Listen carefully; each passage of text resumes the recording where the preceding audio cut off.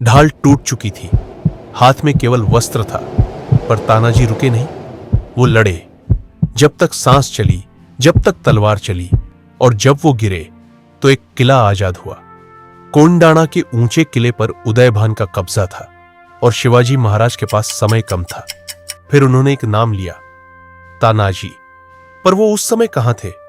अपने बेटे की शादी की तैयारी में। फिर क्या हुआ?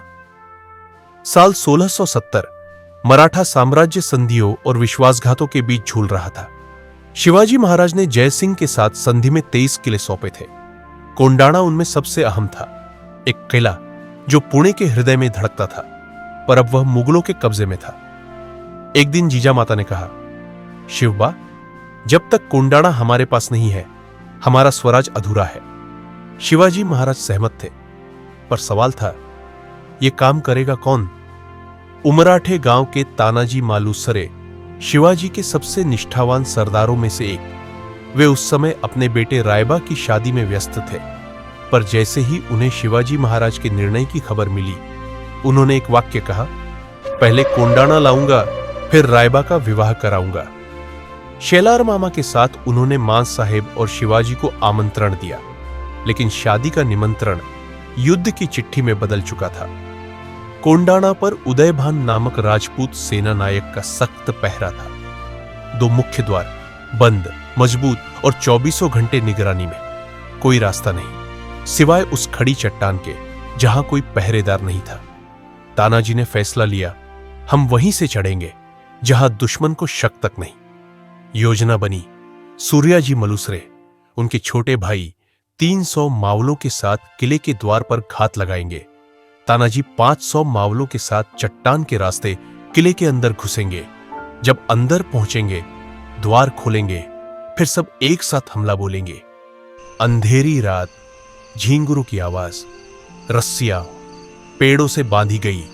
पहले कुछ मावले चट्टान पर चढ़े, उंगलियां दरारों में तलवों से चिपके पत्थर, श्वासें थमी थीं, और धीरे धीरे तानाजी सिंह किले के हृदय में दाखिल हो गए।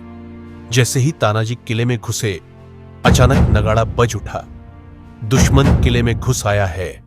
उदयभान की सेना जाग गई, मशालें जली, तलवारें खिंची, और कोंडाणा की रात आग बन गई। पहली मुठभेड़ में तानाजी ने 5 मुगलों को गिरा दिया।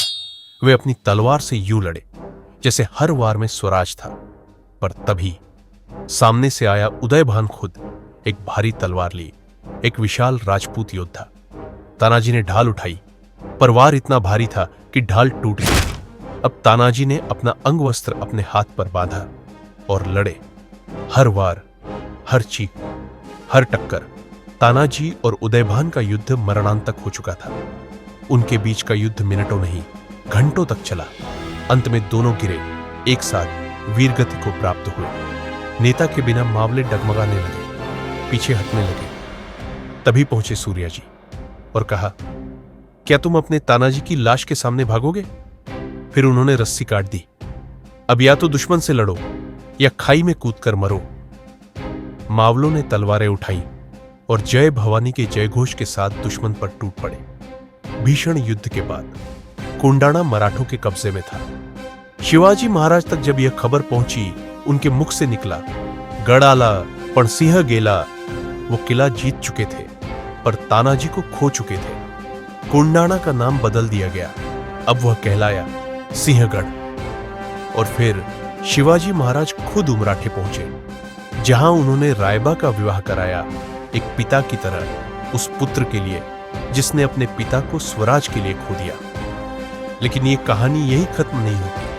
अगली वीडियो में देखिए एक यादगार राज्याभिषेक समारोह, जब शिवाजी महाराज को मिला छत्रपति का ताज और मराठा स्वराज ने पाया अपना स्वर्णिम अध्याय।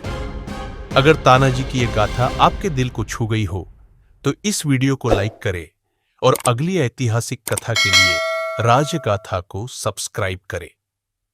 जय भवानी, जय शिवाजी, जय हिंद, जय भारत हफड़।